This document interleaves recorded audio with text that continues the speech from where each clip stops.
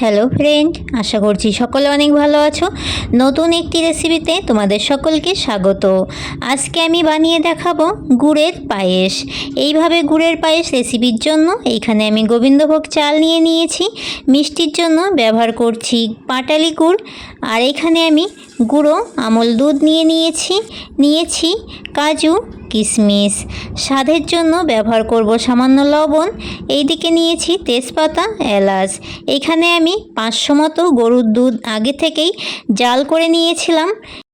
গোবিন্দভোগ চালগুলোকে প্রথমে জল দিয়ে ভালো করে ধুয়ে নেব, তারপরে 15 মিনিটের জন্য ভিজিয়ে রেখে দেব।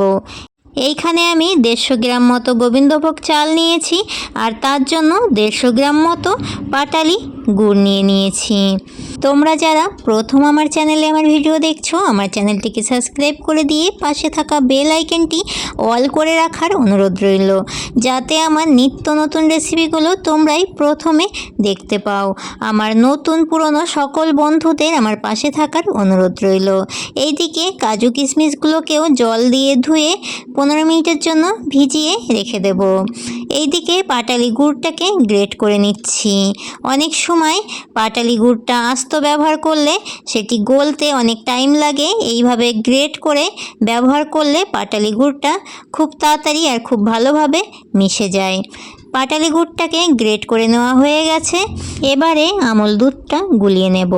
আমল দুধটা গুলিয়ে নেওয়ার জন্য এখানে হালকা উষ্ণ গরম জল নিয়েছি। হালকা উষ্ণ গরম জলে দুধগুলোকে দিয়ে গুলিয়ে নিচ্ছি।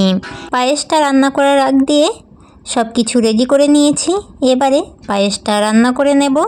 দুধটাকে আগে থেকেই জাল করে নিয়েছিলাম, এবার আবারও ভালো করে জাল করে নিয়েছি। দিয়ে দিচ্ছি আগে থেকে ভিজিয়ে রাখা গোবিন্দভোগ চালগুলো।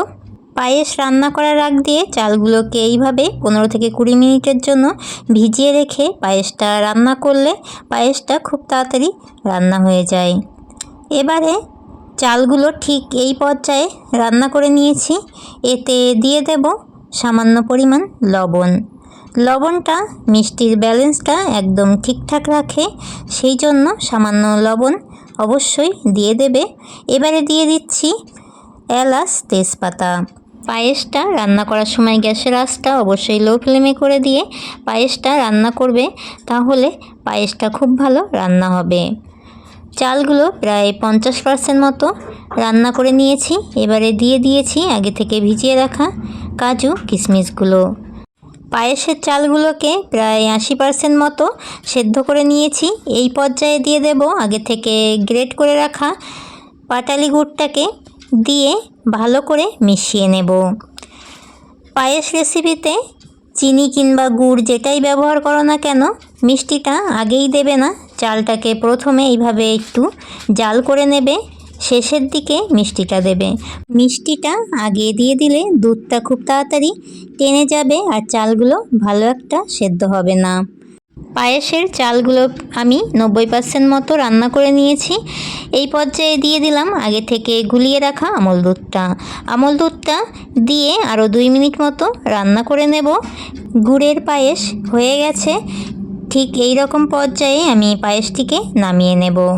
পায়েস যত ঠান্ডা হয় তত জমে যায় আর খেতেও ততটাই ভালো লাগে। রেসিপিটি তোমাদের কাছে কেমন লাগলো অবশ্যই একটি লাইক, কমেন্ট, শেয়ার করে দিয়ে জানিও। আজকের মতো এতটাই। সকলে অনেক অনেক ভালো থাকবে। টাটা।